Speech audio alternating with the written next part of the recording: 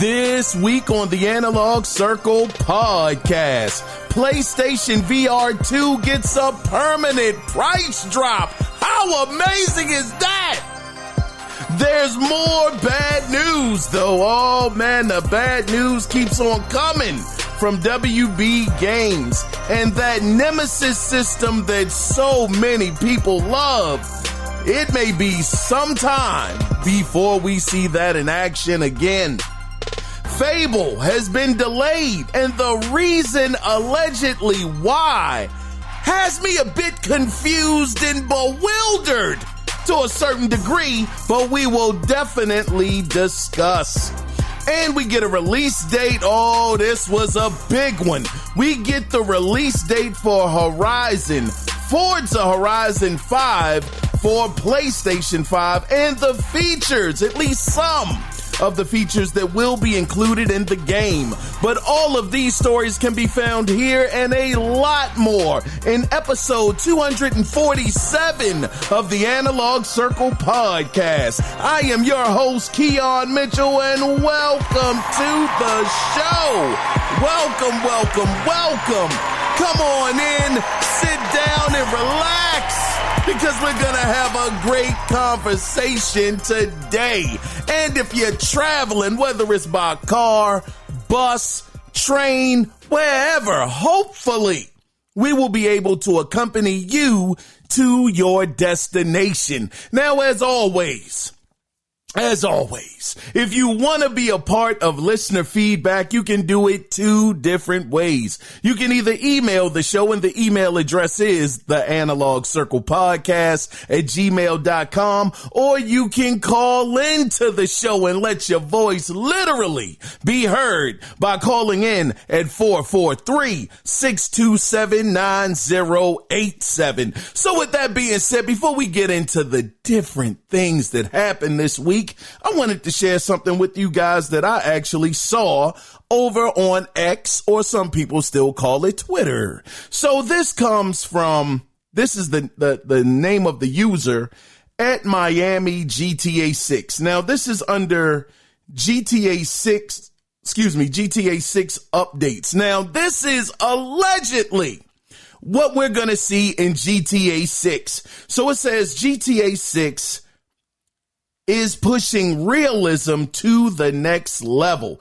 And they break it down into 5 different bullet points. It says hair physics are insane. Hair moves naturally in the wind, even when jumping. Now, I got to say, have I seen characters' hair moving, with the wind? I don't think that's too far-fetched. I think I've seen that on a character or two. When the wind blows, you get a little bit of the wisp of the hair to the side, just a little bit here and there. So that seems pretty, it doesn't seem like that's something crazy realistic that we haven't seen already. So, okay, I'll give you that. Not very exciting, but okay. It says ultra realistic car crashes, real-time dents and damage make every impact unique. Well, we've seen that as well, haven't we, brothers and sisters? I mean, GTA has been doing that since GTA 3. As far as I can remember, that was the first GTA I picked up, to be fair. But I'm just saying that doesn't seem like that's so far of a stretch, and something that is happening that we haven't seen in GTA before. I understand it's talking about the crashes are going to be all different and the damage. I don't know about that.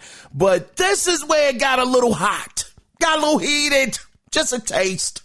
It's talking about hurricanes. It says hurricanes are game changing. They can tear down palm trees and even demolish buildings. Now, when I heard that, I said, God dog, if that's real, now that's taking stuff to another level. Oh, I like that. Can you imagine being out there driving? You got the wannabe Rolls Royce or the Phantom or whatever, because they don't never use the real car names, but they look just like the real cars.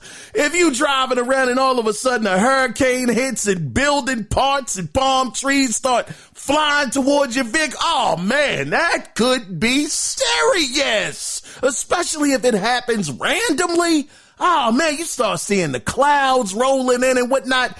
That's some good detail. I love to hear things like that. Now again, whether or not that's true, we'll have to wait and see. But that's what they are reporting. Again, they are on Twitter or X, and they go by GTA 6 updates, and they got a blue check mark. I don't know if that blue check mark means so much. I think you can pay for that now. So, oh man, be cautious, brothers and sisters, when it comes to this information. So I'm going to say allegedly. These are the things that are going to be happening. But let's continue on. Now it says, this is the fourth bullet point. A world that reacts to everything from hair physics to massive storms. Every detail is dynamic. I want to believe that. I mean, they've been working on this game for technically not 12 years. I think it's been more so around like seven or so years they've been working on it. We haven't seen a GTA in about 12 years, but they've been working on this for quite some time. So hopefully they can live up to the hype that we all have. So all of the physics, the massive storms, all of that stuff, hopefully it'll all be there. And finally, the last bullet point is NPCs. Now adapt to you in real time. Your choices shape how people react and interact with you. Now that is a bit interesting to me, if I must say so myself, because I'm thinking now when you're talking about NPCs and how they're going to interact with you, like, are they actually going to remember if you robbed them or something? You held them at gunpoint, told them get up out of your car. I need that. Got to go get some groceries or something. I need to borrow your car. And you get them up out of the car, and all of a sudden you drive off. Sometime hours and hours later in the game, do they actually remember you and say, hey, that's the guy right there? You know, do they call the police on you in the game? Because y'all know back when I was playing Mafia 3, anybody that played Mafia 3, and y'all know they're all under the same umbrella as not 2K, but Take-Two. Take-Two owns both franchises. Get on that call and call the cops on you in a minute if you in the wrong neighborhood, or if they saw you do a shooting or something like that. I'm wondering, will they pull out the cell phones, call the police on you if they see you committing a crime or doing something? It'll be interesting. I'm very, very interested about this NPC situation. And we know that it's interesting about the NPC situation too, because Cyberpunk, those guys over at CD Projekt Red had said, we went over that last week, I believe it was, that they were trying to make the most realistic NPCs ever in gaming. And that really piqued my interest. So I will be interested to see overall if they can, how can I say it? Doggone, if they can just, how can I say this, y'all? Will they meet the challenge? Will they be able to pull off what they're saying they're going to be able to do? Now, again, I want to just put out there the caveat. This is not from Rockstar. This is, again, from a Twitter user named GTA 6 Update. So whether or not this stuff is real or not, you got to take it with a bit of a mustard seed of truth. Rumor has it is something that only I know. Yes, sir. So with that being said, though, guys, I believe it is time. I'm not going to hold y'all here for too much longer. Let's go ahead and let's get into what we all come here for, and that is no doubt the gaming news that went down this week. So let's get things started with the story that I got from IGN. So, this is a bit, let's get started with a bit of Marvel Spider-Man 3 news. Now, we all heard Insomniac when they said that in the future, Miles Morales would be taking a more front and center role in the franchise moving forward, leaving many wondering what that would mean for Spider-Man, or we know him as Peter Parker, good old Pete. What's going to happen with him? Well, thankfully, we have an update on this story where Peter Parker's voice actor named Yuri, this brother's last name gonna give me some trouble, Lowenthal, I think it's Lowenthal, Thal, he said it's spelled Lowenthal, Lowenthal. He sat down with the direct and said this. He said, and I quote, "There are very few things that I can say about this game. but you have somehow landed on the one thing that I can answer. And that's that, yes, Peter is not gone. He will be a part of the next game, and he won't be regulated to the couch. I promise. End of quote. And just for context, that story was actually posted on February 24th, 2025. So that's an up-to-date response from the actor. So that is fantastic. Spider-Man ain't going nowhere, y'all. He'll be there. He will be there in some capacity, some kind of way. Fantastic news, man. I tell you, God dog, that's Spider-Man 2 though. I'm so conflicted with that game. It was so great in some aspects and kind of let me down in others. I think I gave it like a 8.5, maybe, I don't know. It's like I want to give it a 9, but it's just certain things about it. It just missed the mark on certain things. The game is still relatively new, so I'm never going to go into spoilers because somebody out there could be ready to play the game, and I don't want to be the person to actually ruin their experience before they even get started. But it was still a very, very, very good game. But let's go ahead though, guys, and let's get into the next story that I actually got from IGN as well.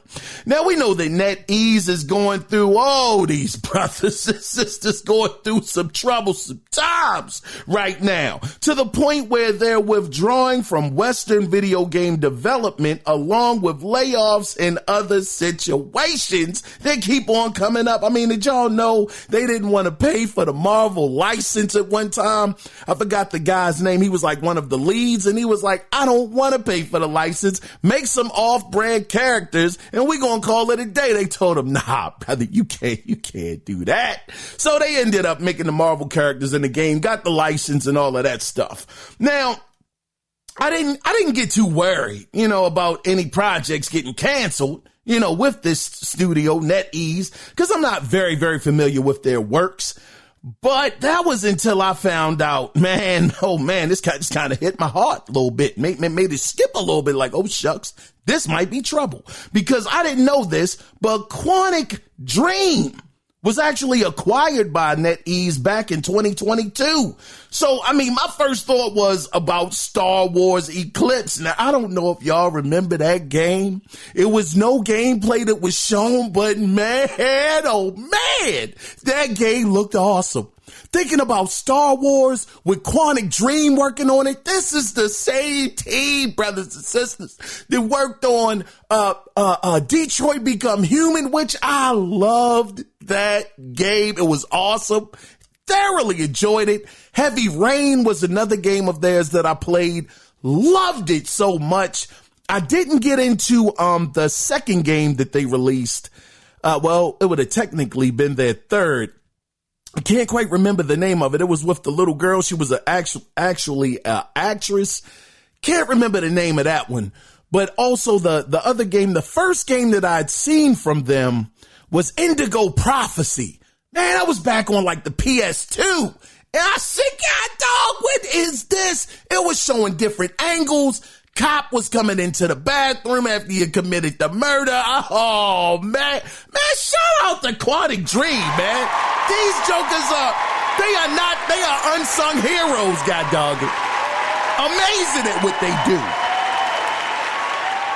So my first thought, like I said, was the Star Wars Eclipse. And I'm thinking, man, you making a Star Wars game with this amount of talent, the different decisions that can be made, this could be insanity to another level with a Star Wars character, made up cast or whatever the case may be. Light versus dark, the Force and all that stuff. Oh, it had me so excited.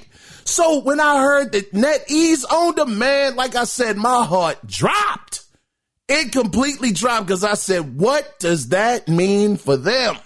Well, I got to tell you, CEO, man, I get these brothers' names wrong, not on purpose, but man, pardon me, they're a little hard to read, and I apologize in advance.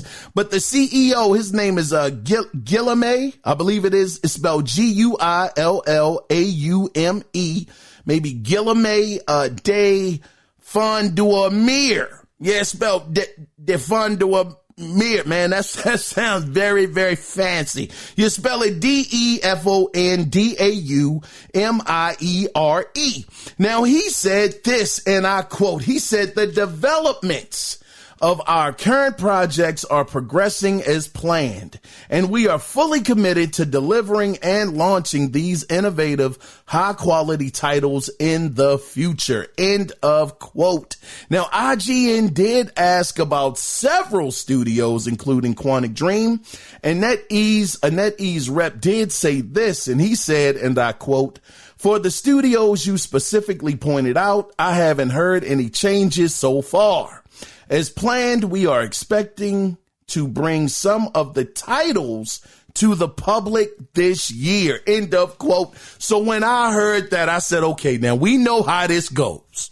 We understand that when you're dealing with corporations, they will never, most of the time, they're not going to give you the real answer until they got to give you the real answer. And usually it's too late. Most people get blindsided by the real truth, so they always seem to string you along until it's time to let you know, okay, we can't string you along anymore. This is really what's going on. So I'm truly hoping that is not the case. I mean, as it stands right now, as far as Quantic Dream is concerned, they're progressing as planned. And, they're fully committed to doing what they said they're going to do and all of that good stuff. Now, I will say one thing about the NetEase rep, something that he said that did get me kind of excited. Now, I don't want to, pull the trigger, prematurely on this. But when he said that some of these titles are going to be released to the public this year, or they're expecting, for some of these projects to be released to the public this year, I said, could it please be doggone Star Wars Eclipse? Because I have been looking forward to that game for years. Matter of fact, y'all know we got to look it up real quick. Oh my gosh. Hold on a second. Oh man. When was Star Wars Eclipse first shown? Let's see the game. According to Wikipedia, fandom. The game had its world premiere trailer at the Game Awards on December 9th, 2021, and was announced to be in early stages of development at Studio Quantic Dream. Man, I'm telling you. Okay, so 2021, December the 9th at the Game Awards, just like I thought I remembered, because y'all know my memory be shot sometimes. It shot a little bit. But yeah, so December 9th, 2021. So that's what we're talking about, going on 4 years. Not quite 4 years, but going on about that amount of time. Now, it's possible. Okay, this is what I will say. Maybe Eclipse doesn't release this year, because we're talking about 3 years in development. You know what? We can always go off of a track record, though. Let's see how long it took for Detroit Become Human to be developed. How long was the development cycle for Detroit Become Human? 4 years. According to Wikipedia, the company's fifth video game and third published by Sony, Detroit Become Human, was announced the year after. Based on the Kara Tech demo, it spent 4 years in development before releasing in May 2018. Oh, brothers and sisters, we might have a chance. We might have a chance that it could release this year. Oh, shucks. Would that be crazy or what? Now, I don't know how many of y'all are Quantic Dreams fans like myself, but if that game messes around, it comes out this year. Oh, my gosh, that would be incredible. I'm hoping, again, the gentlemen at NetEase, and we understand that, when it comes to corporate, they say what they're going to say. Doesn't always mean it's true. We heard at one point in time that Ori and the Will of the Wisp wasn't going to be released on any other platform until it was. And it was released on a Nintendo Switch. And the guy himself said that it wouldn't be. I mean, so you just can't trust exactly what these corporations say. And that's not me trying to put on a tinfoil hat and say something that you guys don't already know. We're all familiar with the speak of these different corporations. It's nothing that we have not heard or seen before. So all I am saying simply is hopefully this brother right here from NetEase, that rep, he is telling the truth. That some of these games, some of these titles will be released this year. And if Star Wars Eclipse is released this year, it is going to be a phenomenal year for me, because I have not played one bad Quantic Dream game yet. Haven't played one bad one. It's just it's the way they tell a story, and the different outcomes of the different characters is really different. Totally different outcomes. Not like that stuff that, instead of going up, they went down. It's like real different storyline plots that really change. And then sometimes you find out different things that you might not have found out before, depending on how you answer the questions or what your decisions are. It opens up so many branches. If you have played a Quantic Dream game, Detroit Become Human being the latest one that they had. Now, granted, it's a couple of years old now, but it still looks phenomenal. You know exactly what I'm talking about. This is not a telltale type of game. It's real different. So anyway, I have gone on about that way longer than I wanted to, but that is so interesting that 4 years it took for Detroit Become Human to be released. And we're right on track with going on 4 years this year. Now, I do also understand just trying to pump the brakes a little bit, and just live in reality for a moment, because sometimes I definitely check out just a little bit. But just to bring it back to reality, I do understand that with these these current gen consoles, development does take a while longer. So bare minimum, hopefully, if the game has not been touched or canceled in any kind of way, hopefully, bare minimum, we get an update and actual gameplay of the game sometime this year, but only time will tell. Let's go ahead, though, guys, and let's get into the next story that I got from Game Rant. Now, I was pretty shocked. Oh, man, I was pretty shocked to see early in the morning some pre-alpha gameplay of Fable, and I must say, God dog, that game looks amazing. I'm losing my voice. It looks incredible.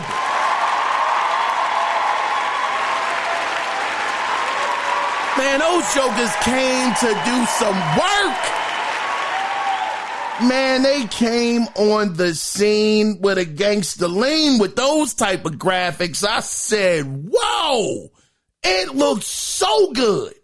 Now, what I didn't expect, though, because I said, man, they showing off this video footage. Man, this game is about to be out here soon. They're just getting people ready, whetting their appetite, getting people excited. So I was definitely expecting a completely different result than what we got, because, unfortunately, the game, y'all already know, it has been delayed until 2026.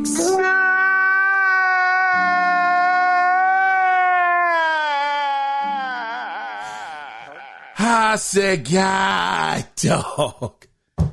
2026, the game will be released. Now with Craig Dunk, oh man, shucks. I was so excited. It was such a letdown. And I know y'all are going to say, you don't even have a Series X, brother. What are you let down for? I still want to see how good the game looks. I still want to see how well it performs and what scores it gets. I'm still always going to be interested in that. And that is a game that I would buy. That game looks fantastic.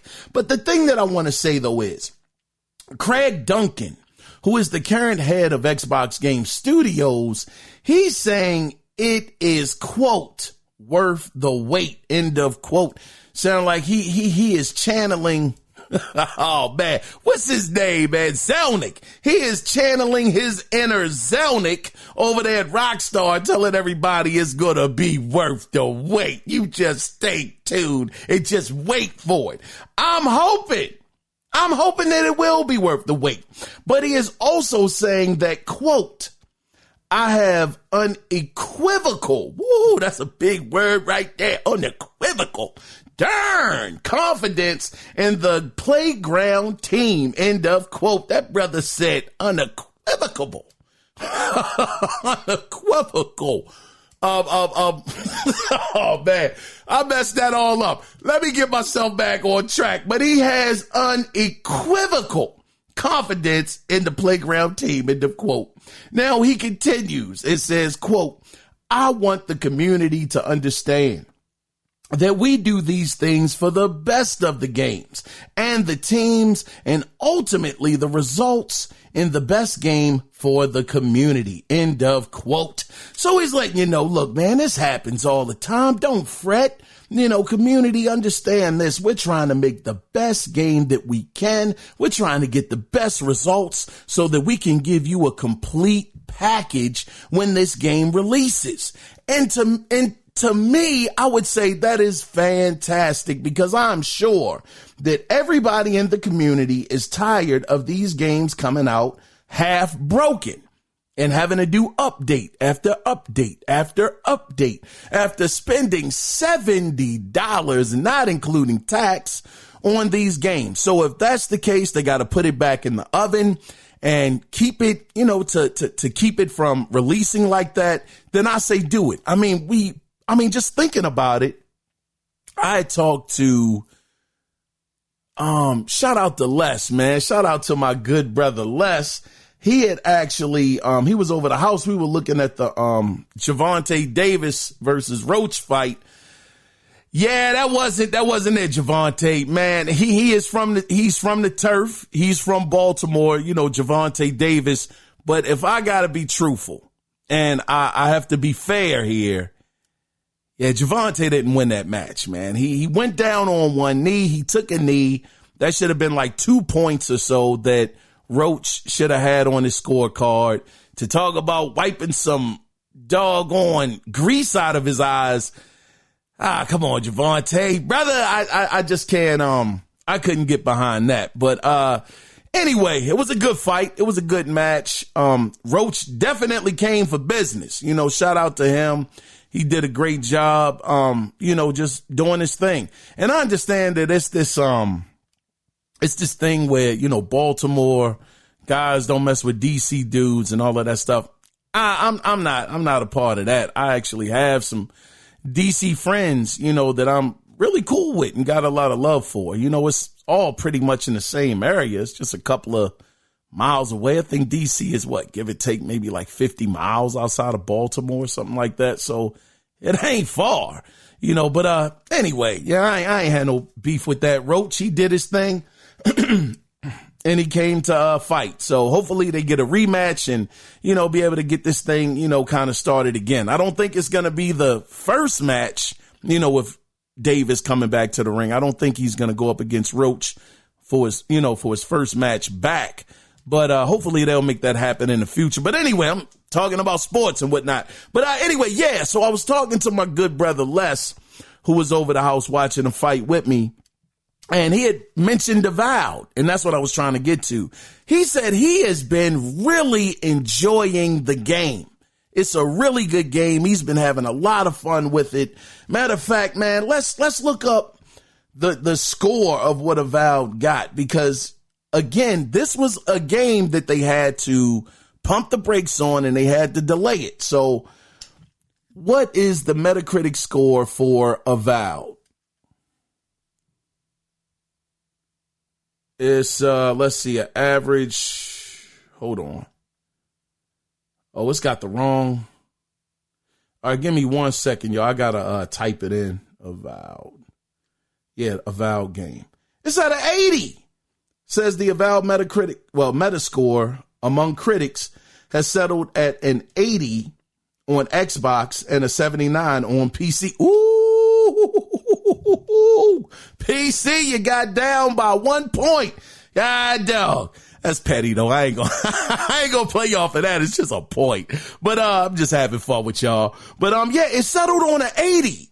So that's a really, really good score. That's a great score. I know for some may say it's a little low or things of that nature. But if you get an 80, that's a solid, reputable score. So if the same thing needed to be done with Fable, to actually just put it back in the oven, make sure that it could cook right, get nice and crispy on the top, and really just deep bake that joker to make sure when it comes out, it's going to be a very, very delicious meal, then I'm not against that. I'm not against that at all.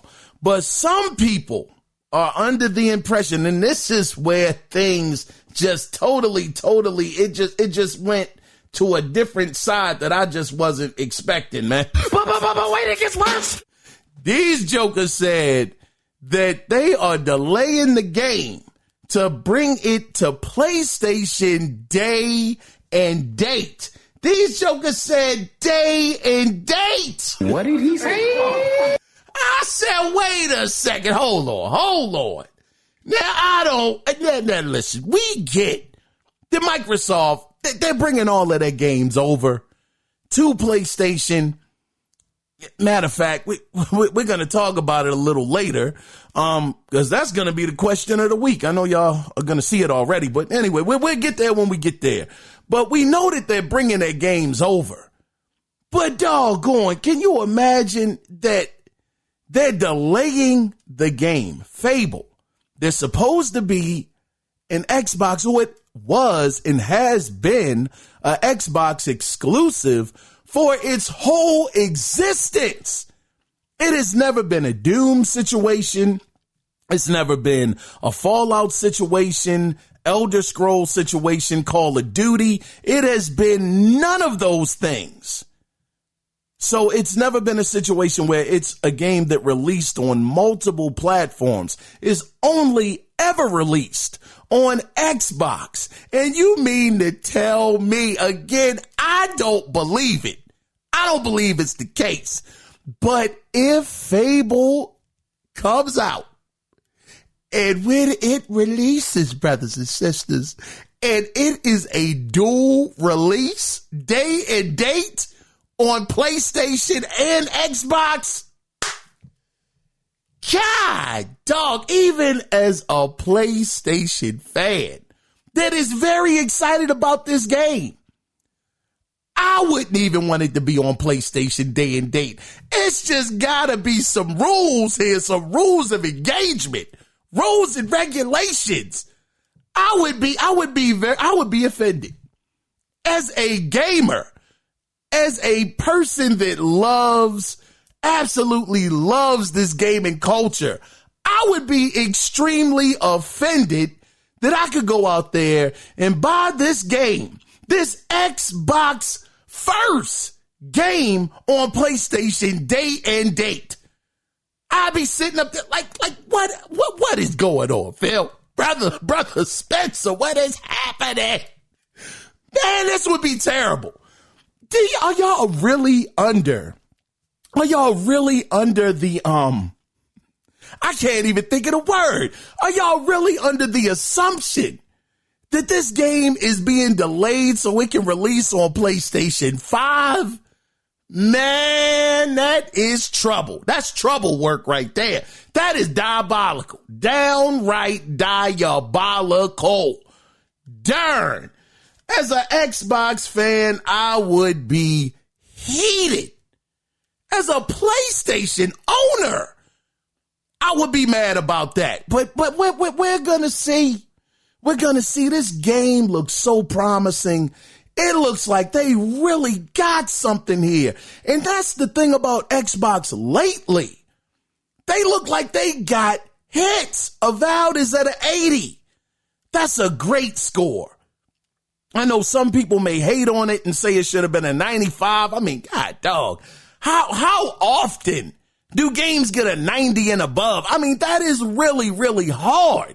I think that sometimes we just take this stuff for granted. Some of these developers for granted that everybody can be Naughty Dog. Everybody can be Rockstar. You know, everybody can be Sucker Punch. I mean, man, this is hard work. 90s just don't come out of the sky. Every developer, I'm all tongue-tied. Darren, let me get it together. Not all developers are equal to each other.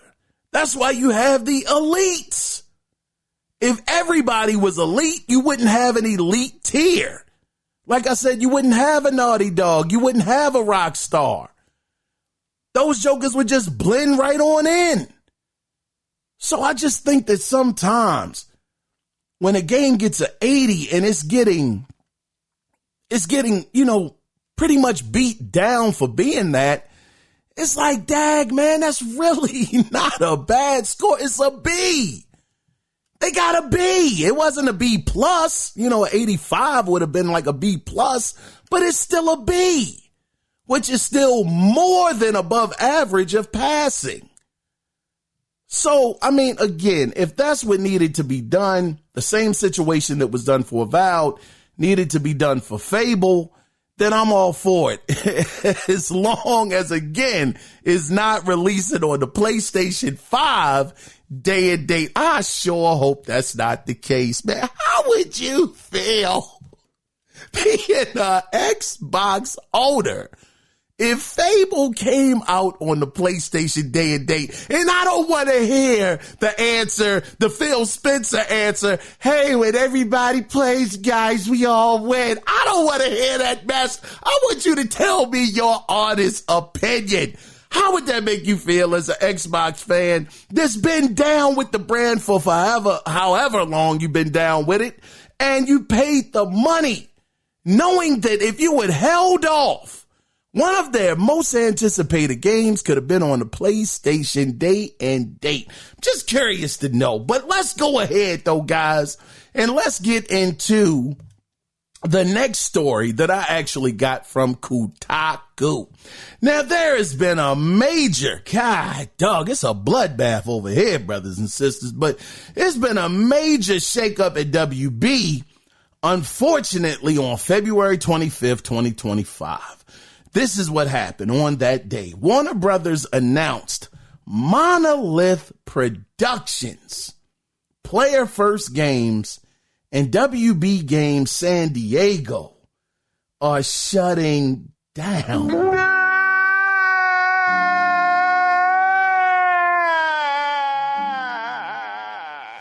Hi, dag, man. They are shutting down all of these studios. Now, if that wasn't bad enough, Monolith's Wonder Woman game has also been canceled.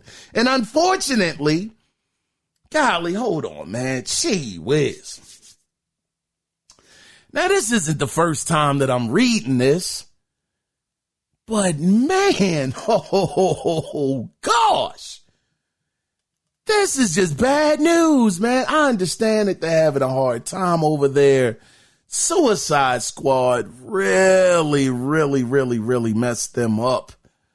But to be shutting down that caliber of a studio, Monolith Productions, is shutting down. But let me move on. Let me not keep on drawing this thing out. But like I said, unfortunately, the Wonder Woman game has been canceled as well. And that was a game that I was really looking forward to playing. It seemed like it could have been a good premise. Seemed like it could have been something. We all thought about the Nemesis system, how it was going to work in that game. Oh, man. Just my imagination it was running. Now, granted, I have to admit, I'm not like very versed in Wonder Womanism. You know, I'm not like very vested in the character herself outside of back in the 80s. My sister used to love the doggone Wonder Woman show, so I would always catch glimpses of it. You know, Wonder Woman. Y'all know the theme song and whatnot. I shouldn't even said that. I just embarrassed myself. But, yeah, so I used to watch it, from time to time with my sister, and she actually seemed like a dope character, to be fair. But as far as like the lore of Wonder Woman, I think she's a Amazonian. I think she's an Amazon or something like that. Not 100% sure, but it seemed like it could have been a really, really good game. Now, like I had mentioned, the Nemesis system was supposed to be in the Wonder Woman game. And we got some news on the Nemesis system too, because despite it being as great as it is, like I said, we probably won't see it for quite some time because they have a patent until 2035. Warner Brothers secured the patent of the technology back in 2021 when they built up a strong winning case. So they have the patent on the technology until, good grief, that's 10 years from now until, somebody else could use the technology, or WB might be able to go right back to the table, pick it back up for an extended amount of years so nobody could touch it again. So as great as that system is, I mean, maybe they will put it in one of their newer games. There was a rumor going on about Batman Shadows, I think a Batman game based off of the Shadows cartoon, I believe. Now, I never watched the Shadows cartoon. I only watched Batman, the animated series. That's what I used to watch when I was like a teenager at that time. That was dope, man. Batman, the animated series was amazing. For that to be on TV and for kids to watch, man, that Joker was dark and I absolutely loved it. Fantastic. I went out there and got, what was it? Was it the Phantom Mask? I can't quite remember, but I even bought the movie at the time because I was just that invested into that series at the time. So if they're talking about doing something with the Shadow Batman, like I said, not too versed in that, don't know too much about it. It looked like a cool cartoon, but maybe if they make that, then maybe they'll do something with the Nemesis system in that game and possibly make it work. But it's a sad day, for these different studios. Again, it's Monolith Productions, Player First Games, and WB Games San Diego.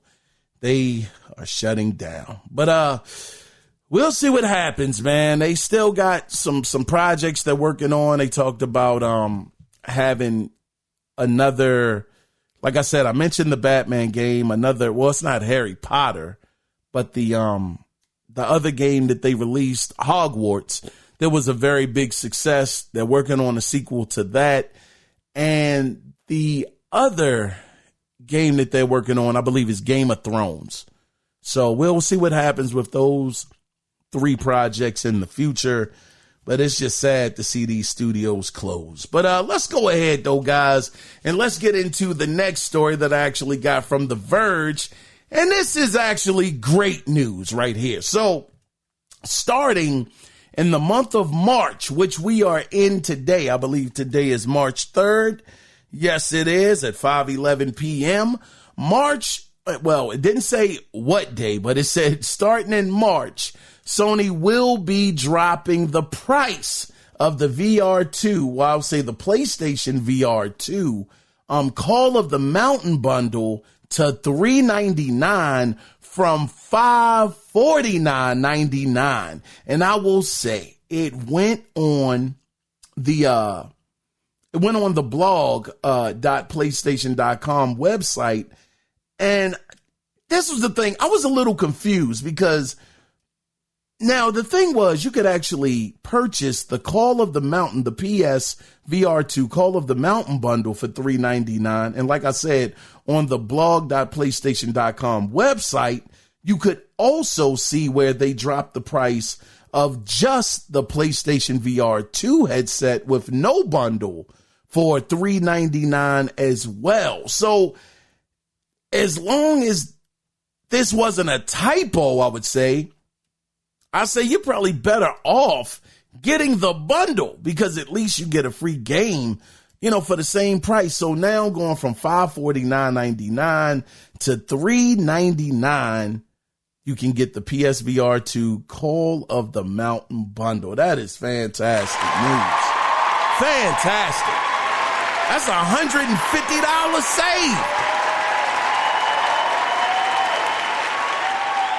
I'll be interested to see if the sales of the PSVR2 continue to go up more and more with that $150 price point slashing. That is a really, really good price. Over the holiday though, man, that $300 though. Woo! That was something you just couldn't beat. Hold on, give me 1 second, guys. I had to clear my throat. Pardon me. But we'll see what happens. I think that the sales will go up more. I don't know if they're going to go up to the $300 sales price point numbers, but at $400, especially with the bundle, that's still a pretty good price. Not bad. Much better than $550. But we'll see how it actually performs in the coming months.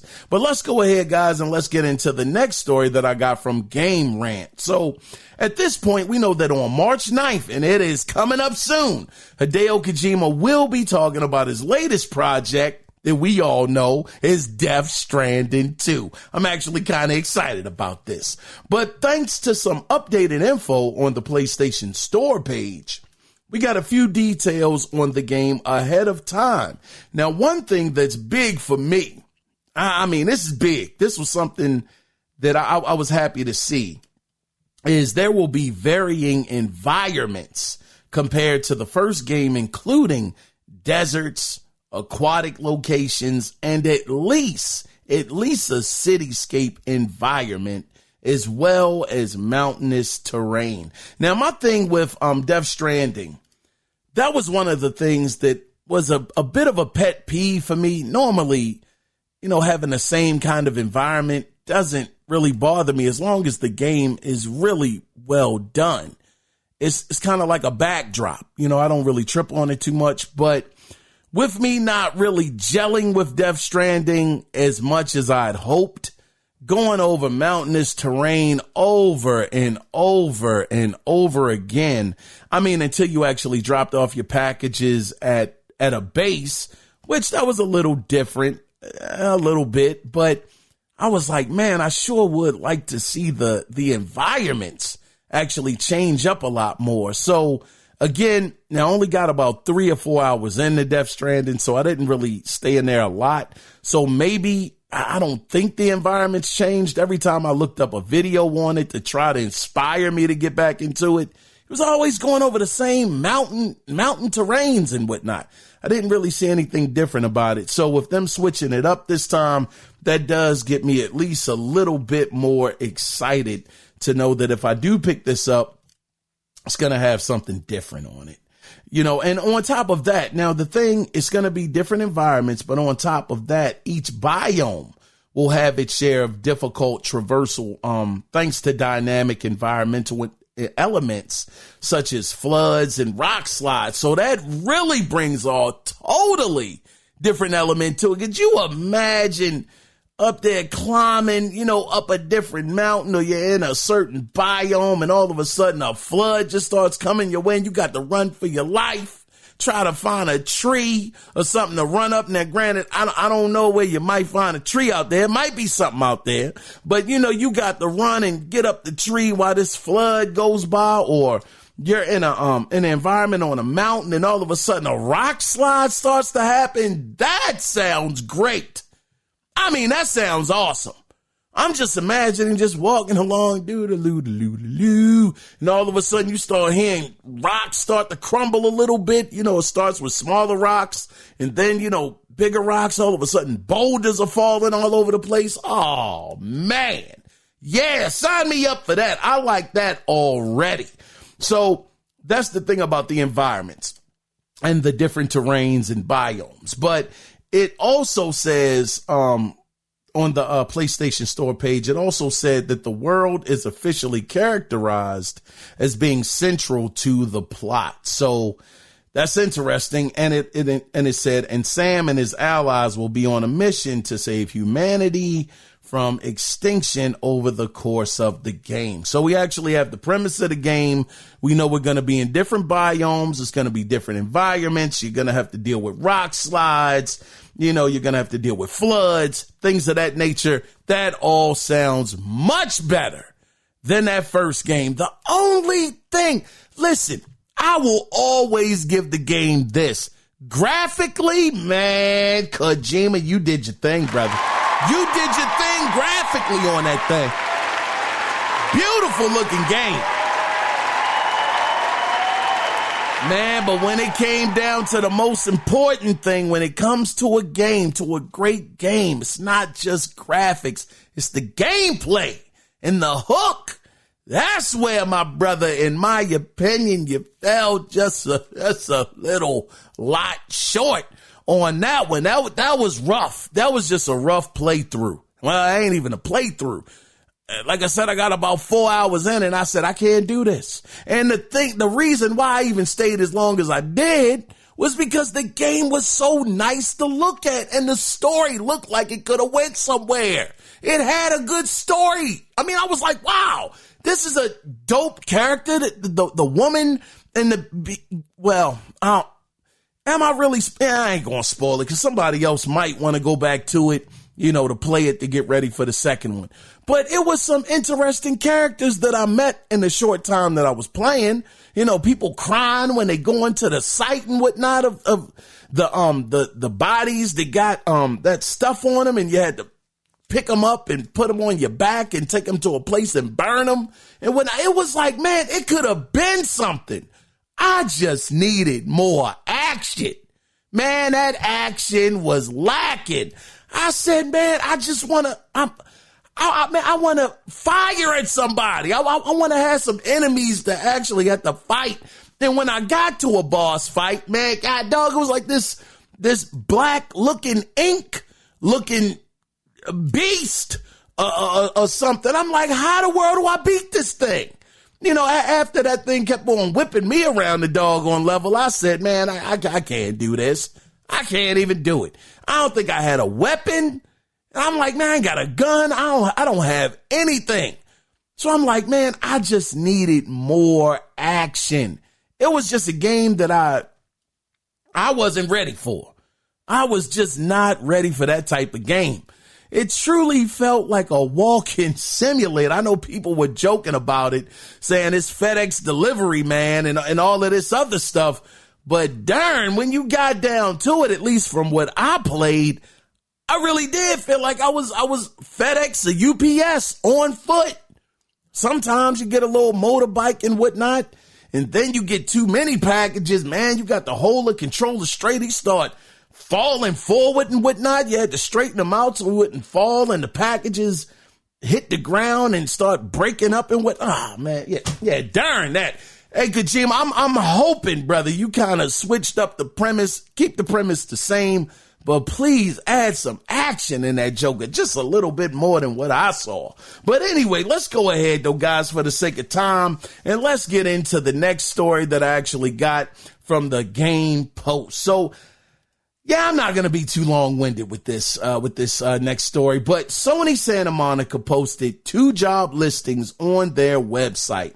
One is for a quest designer, and the second is for a senior technical narrative designer. Now, they do a small rundown of what they're looking for, but one thing they did say that kind of stuck out a little bit to me is they said, quote, knowledge of competitive products as well as a personal understanding of God of War games, end of quote, is one of the requirements. Now, could this mean the remasters are happening, or possibly Kratos is actually going to Egypt? Or could this simply be a requirement for a new IP? At this point in time, I don't know. I know that Kratos' anniversary is coming up this month. It's been talk about it being this big God of War packet of remasters, or I don't know about remakes, but remasters of the first 3 God of Wars and the PSP games as well as the other God of War on the PlayStation 3 that wasn't that well received, being all in the same package. I don't know. I have no idea. I would love to play the first 2 God of Wars because I skipped those and went right to the third one. It would be great for me, if they're remastered and they look better. Remakes, I don't know if they could afford.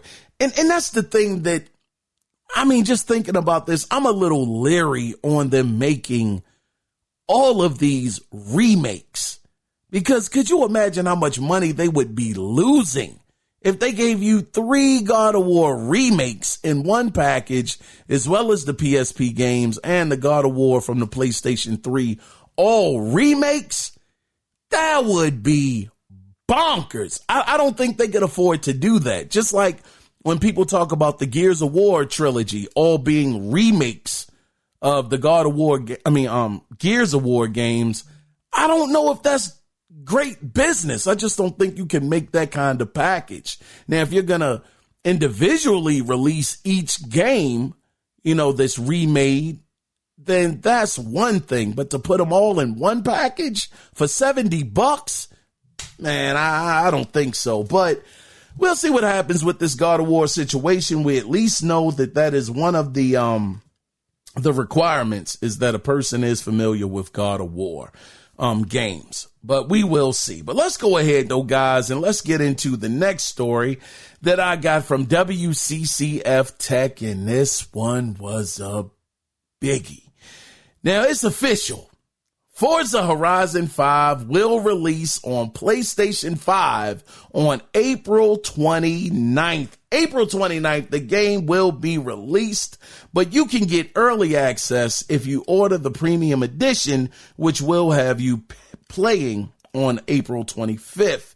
Now, the game will feature 2 rendering modes on PlayStation 5. You're going to have performance, which is going to be at 60 frames per second, and you'll have quality at 30 frames per second. Now, on PlayStation 5 Pro, the performance mode receives increased visual fidelity, and quality mode adds ray-traced car reflections to races and free roam.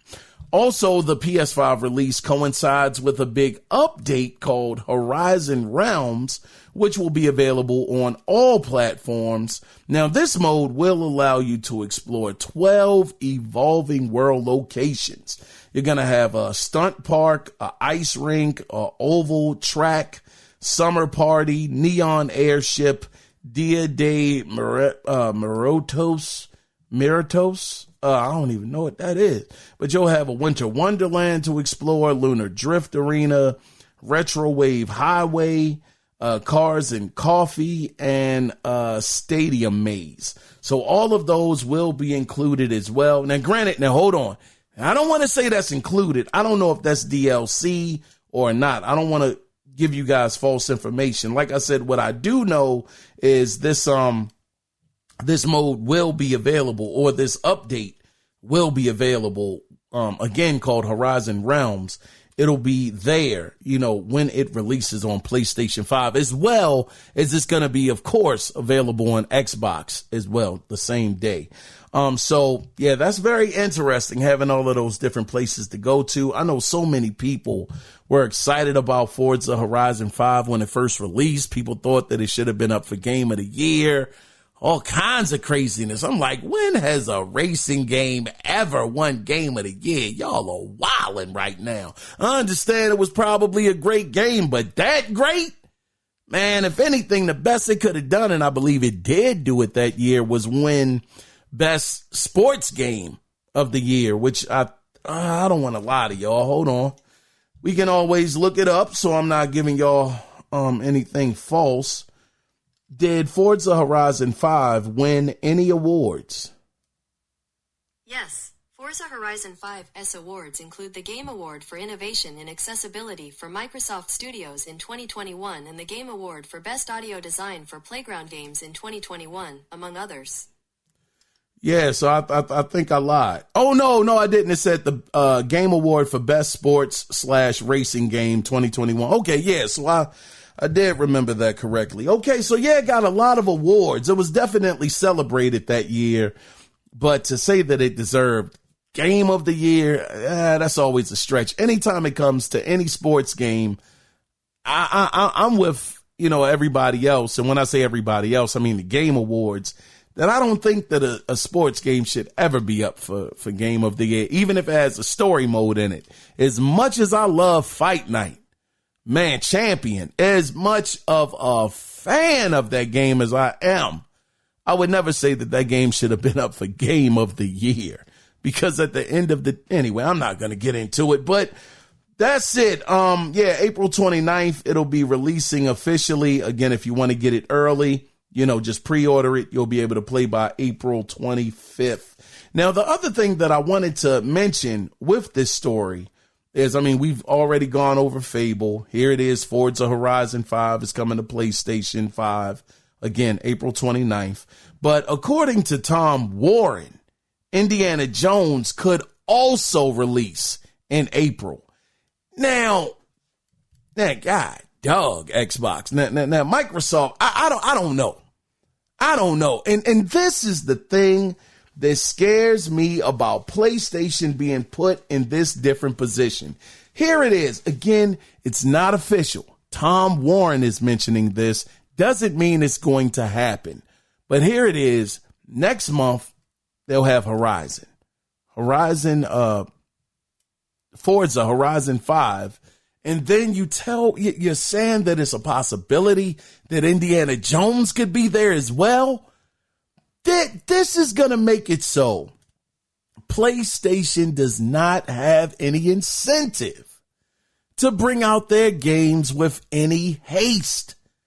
Here it is, possibly. Definitely not for sure. We know definitely for sure Forza is going to be there on that platform in April, and possibly Indiana Jones in April as well. And with them getting 2 games on their platform, what is the incentive for them to get their games out at a faster clip? Why? I'm telling you, this is going to be so bad. I can't say for sure that it's going to be bad, but I can guarantee you it ain't going to help. It ain't going to help PlayStation get out there and keep the eye of the tiger that they used to have. That eye of the tiger is going to go away. It's going to be a Rocky 3 situation for real. Shogun's going to get tired. Well, not tired. They're going to get real relaxed, man. What the world we got to be in a rush for? We got Xbox games coming over here, at a nice clip. Why are we rushing? We got Doom coming over here. We got Call of Duty coming over here. We got possibly, I'm not even going to mention that game, but we got Forza coming over here. We got Indiana Jones coming. What are we tripping for? Waiting well. Our gamers got something to play, man. Put that Last of Us back in the oven. Leave that thing alone. The Guardian. No, it's not the Guardians. Whatever that other game is coming out from Naughty Dog, the Galaxy game. Man, put it away. Get to it when we get to it. What you doing? Ghosts of Yota, man, sit that thing down. You want to sit over here, relax, have a cup of coffee, and calm yourself. You have a frappuccino or something. We ain't in no rush. We got all these games coming over here. I just really feel that, PlayStation is going to get very relaxed. And they are just not going to release their games at the same clip that they did, because I can't express that enough.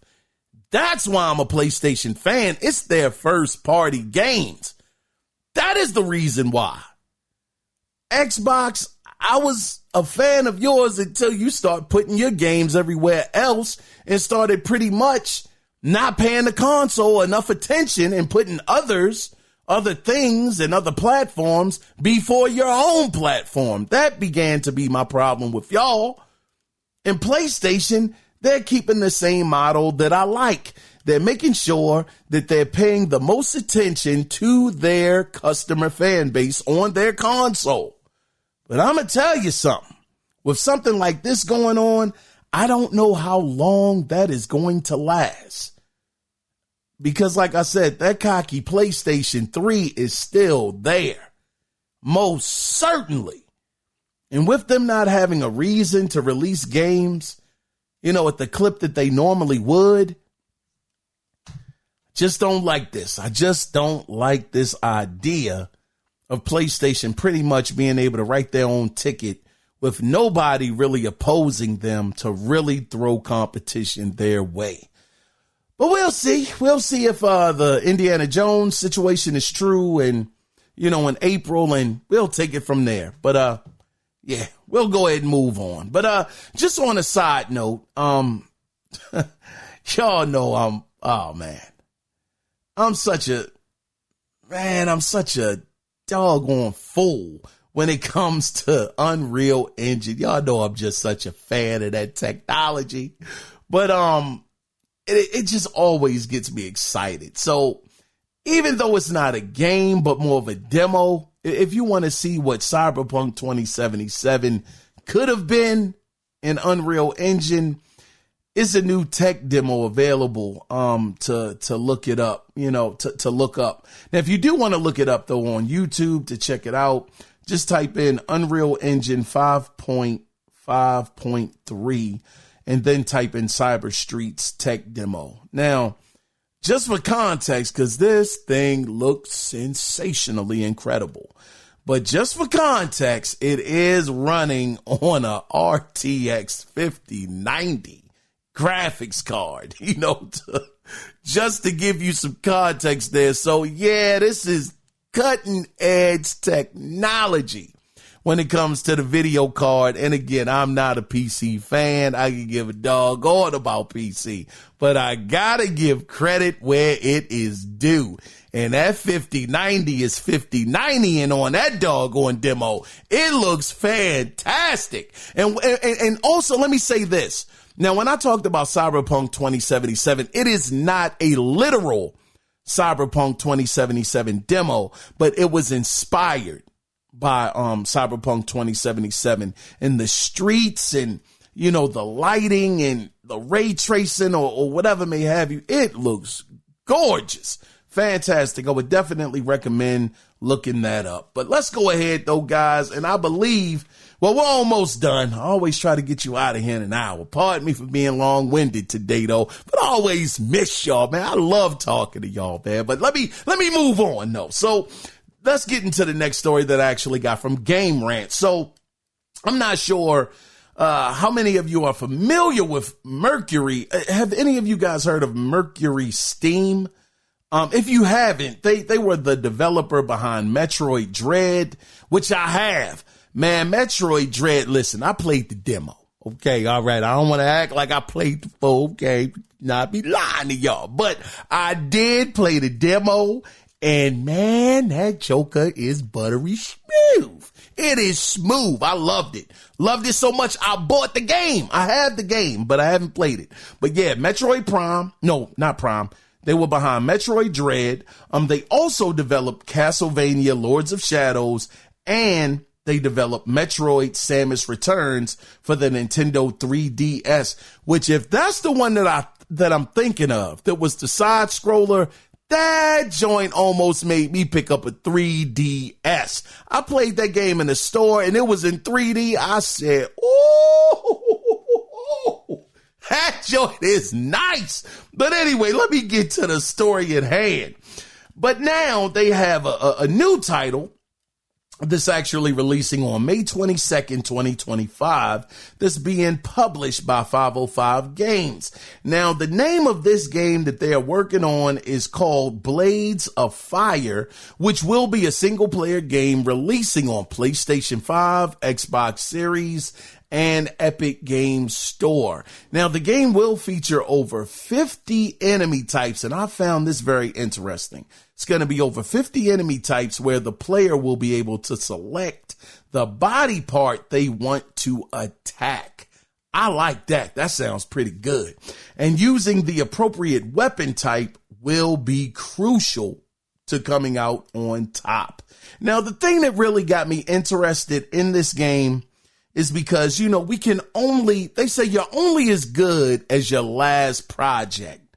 So when you look at Metroid Dread, which was the last game that they worked on. I believe Metroid Dread released in 2021? Let me double check. What year did Metroid Dread release? According to Wikipedia, Metroid Dread is a 2021 action-adventure game developed by Mercury Steam and Nintendo EPD and published by Nintendo for the Nintendo Switch. Yeah, okay, so yeah. October 8th, 2021. All right, appreciate you, Goop. Appreciate you. Yeah, so October 2021.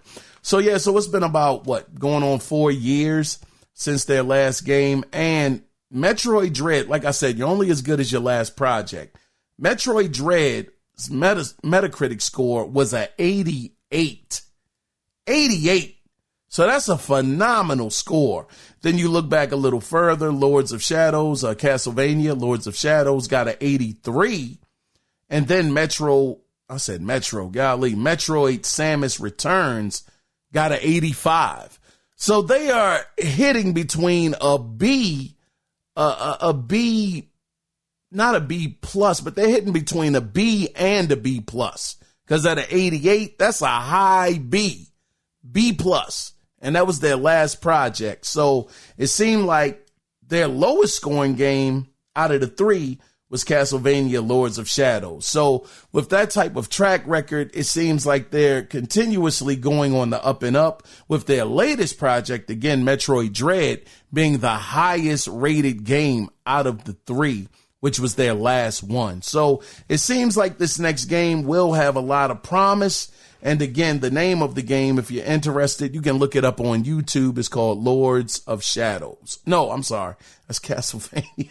It is called, my bad, Blades of Fire. Pardon me. Check it out, guys. But anyway, let's get into the next story. And we're almost done. But I got this next story from GameDeveloper.com. Now, more acquisitions are actually happening, but this time it is on a smaller scale. So Grand Theft Auto developer Rockstar has now acquired Sydney-based game developer Video Games Deluxe. Now, again, if you're not familiar with their work, they actually worked on the re-release of LA Noire. They worked on the GTA trilogy, the definitive edition. Whoo, that was bad. Now that one right there, I don't remember that one doing too well. Hold on. Now, that was their last project, from what I understand. What was the Metacritic score for Grand Theft Auto Trilogy, the definitive edition? We're going to look that up right now, because I don't think that... God, 54. His jokers came out the gate, well, maybe not out the gate, but that last one was a 50 doggone 4. Hey.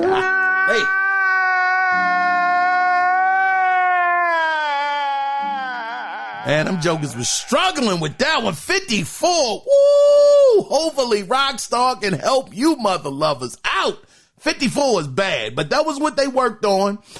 They also worked on LA Noire, the VR case files, as well. Now the studio will be renamed Rockstar Australia, and Video Game Deluxe's founder, his name is Brendan McNamara, I believe. Pardon me if I said your name wrong, brother.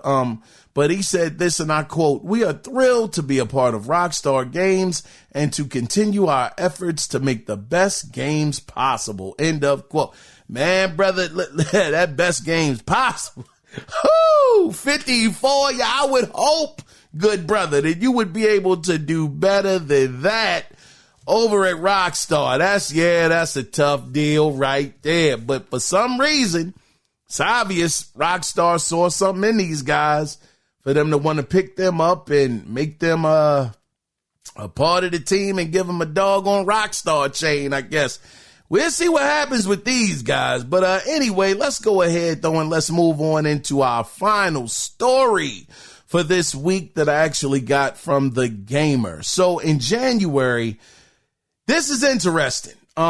Video game hardware spending was down by 45% when compared to a year ago, which was at $205 million. Now, Piscatella explained that this is the lowest January total for video game hardware spending since January of 2020, which was pretty much pandemic time when 2020 was around. So this is pretty bad.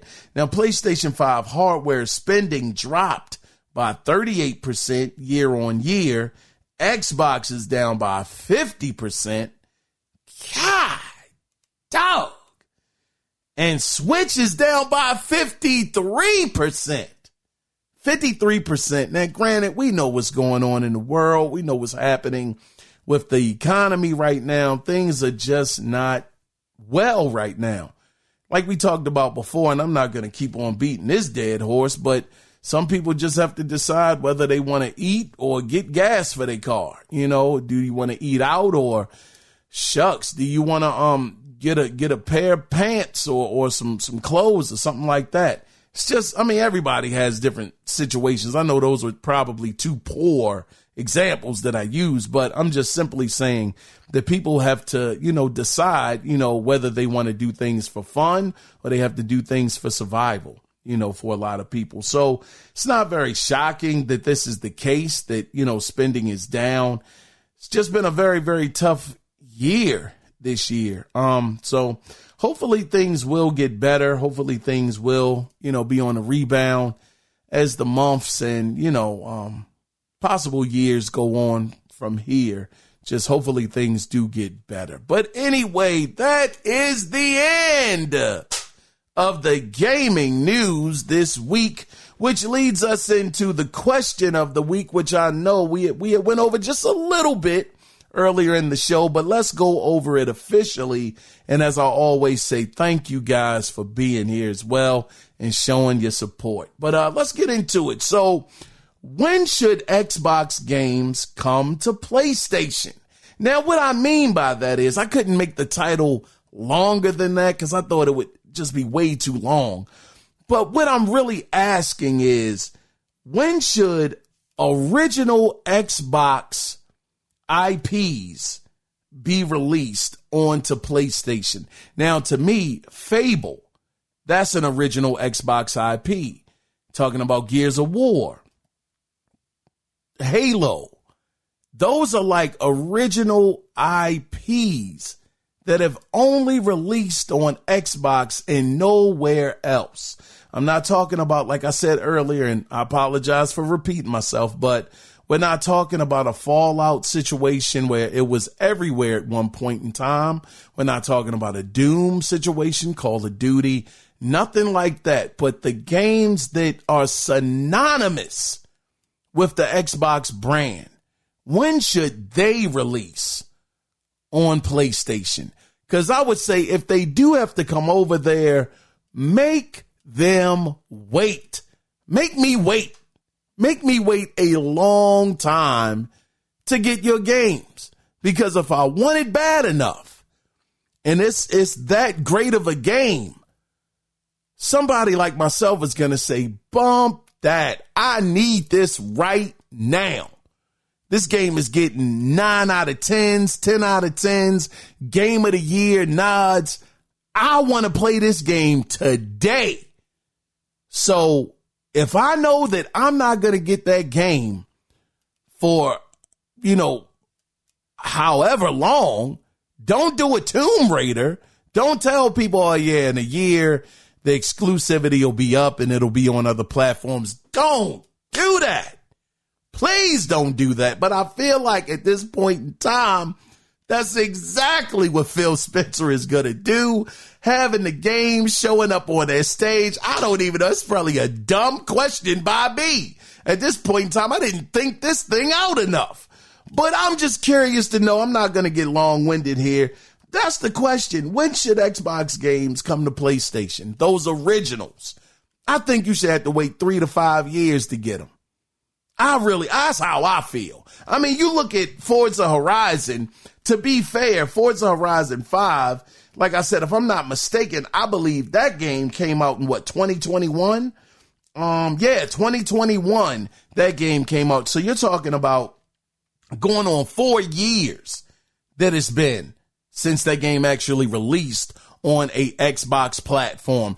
That's a good number. Make these jokers wait. Make me wait. I'm talking about me included. As a PlayStation owner and a PlayStation fan, I implore you to make me wait for the game. Because maybe, just maybe, you might have one of those ones, Phil Spencer. You might have one where you force my hand to say, God, dog, they got me with this. I want to play this today. Or I want to play this when it releases. But if you tell me, don't worry, it'll be available on PlayStation in a year and a half, then you blow it up. You blow the whole situation up to the point where I don't feel like I need you anymore. It's no need to get it. At that point in time, it's no need. You've given me no reason. But I'm curious to know, like I said, 4 years, I think that's a good amount of time. But for y'all, your opinion, when should Xbox games come to PlayStation? If you want to be a part of the conversation, like I say every week, you can do it two different ways. You can either call in at 443-627-9087 and let your voice literally be heard. Or if you want to, you can also email the show, and the email address is simply theanalogcirclepodcast@gmail.com. I was your host, Keon Mitchell, and as I always say and truly mean, thank you guys for being here.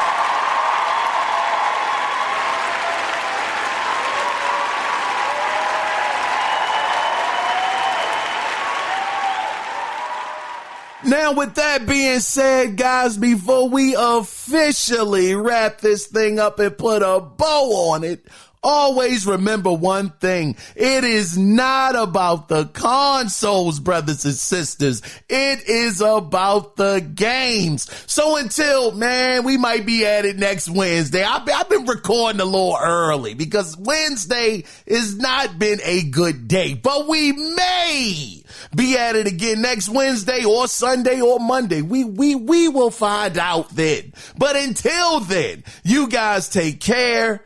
Be safe out there. Bye-bye.